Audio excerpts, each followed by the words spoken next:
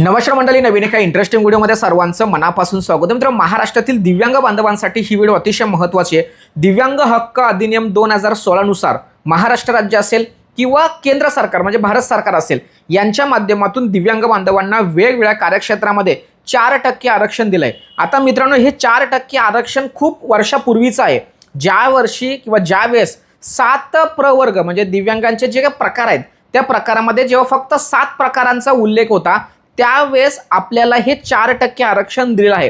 परंतु आता केंद्र सरकारने, राज्य सरकारने हे जे काही प्रवर्ग आहेत या प्रवर्गांची संख्या 21 केली आहे. मात्र आरक्षणाचा जो टक्केवारी ही वाढवलेली नाहीये. तर हे कुठेतरी चेंज व्हायला पाहिजे. यासाठी कुठून तरी एक उगमस्थान होणं खूप गरजेचं आहे. म्हणून उत्तर प्रदेश हा जो एक राज्य आहे त्या राज्याच्या माध्यमातून आता एक महत्त्वाचा मागणी किंवा निर्णय घेऊ पाहत आहे की आत्ता जे काही 21 प्रवर्ग केंद्र सरकारने जाहीर केलंय त्यानुसार आत्ता 8% आरक्षण लागू झालं पाहिजे. साहजिकच झालंच पाहिजे, कारण आपलं महाराष्ट्र राज्यामध्ये सुद्धा अशा पद्धतीची मागणी होणं अपेक्षित आहे. कारण 2011ची जी जनगणना झाली त्या जनगणनेमध्ये दिव्यांगांची संख्या ही 29-30 लाख पर्यंत होती 2011 साली, आणि आता 2026 आलंय. म्हणजे किती दिव्यांगांची संख्या वाढली असेल. आता ही संख्या वाढत असताना आरक्षण सुद्धा वाढलं पाहिजे.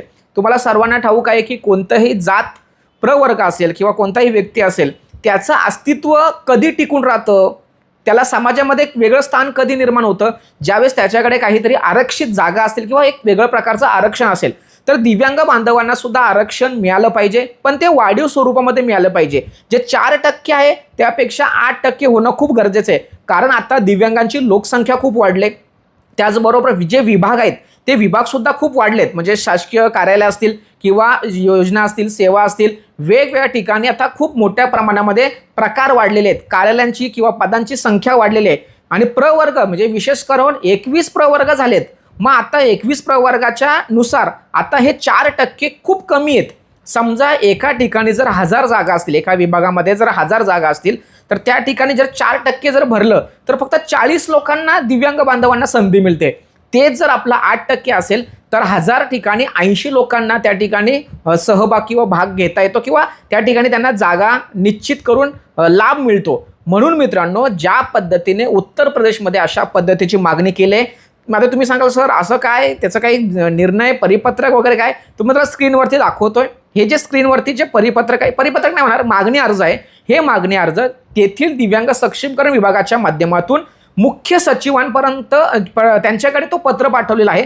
तो पत्र या ठिकाणी मी तुम्हाला दाखवलंय. तर अशा पद्धतीची मागणी आपल्याकडून सुद्धा होणं खूप गरजेचं आहे. आता ज्या राज्यांमधून अशा पद्धतीची मागणी येईल त्या पद्धतीने सरकार थोडंसं विचार करणार आहे. आता हा जो निर्णय आहे हा राज्य सरकारचा नाही आहे, हा निर्णय केंद्र सरकारचा आहे. पण केंद्र सरकारला जागा करणं खूप गरजेचं आहे, त्याची जाणीव करून देणं खूप गरजेचं आहे.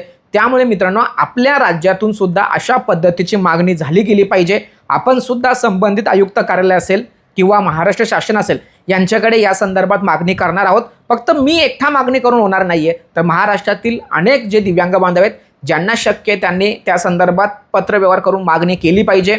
एक वेगळी क्रांती जर घडली पूर्ण भारतामध्ये तर नक्कीच हे 4% आरक्षणावरून 8% होण्यास वेळ लागणार नाहीये. म्हणून मित्रांनो, उत्तर प्रदेशमध्ये जी काही मागणी ठेवलेली आहे ती मागणी योग्य आहे की अयोग्य आहे, आणि आपण सुद्धा अशा पद्धतीची मागणी केली पाहिजे का, याविषयी मित्रांनो तुमचं काय मत आहे. हे जे काही 21 प्रवर्ग आहेत त्यानुसार 8% झाले पाहिजे का, याविषयी तुमचं मत काय आहे हे सुद्धा आम्हाला अभिप्रेत आहे किंवा कळलं पाहिजे. तरच आम्हाला काहीतरी करता येणार आहे. जर समजा तुम्ही आमच्या पाठीशी जर नसाल तर आम्ही काहीच करू शकत नाही. कोणताही नेता असो किंवा कोणती काही व्यक्ती, जर ती दिव्यांगांची जर ताकद आमच्या पाठीमागे जर नसेल तर काही होणार नाहीये. हा विषय बच्चूभाऊ कडू यांच्यापर्यंत सुद्धा गेला पाहिजे.